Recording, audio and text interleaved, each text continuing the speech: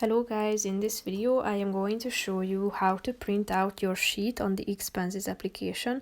But first I just want to mention, don't forget to subscribe to my channel because at 10,000 subscribers I am going to show you my whole YouTube revenue statistics and growth strategy, how to make money online. So let's jump into it. First of all, open the application on your phone. After that you should select a sheet from this sheet section, tap on it, and then click on the three dots icon in the upper right corner of the screen. After that, tap on the fifth option, print. You should select the printer attached, then select the number of copies you want to print out, then select the paper size, then the orientation.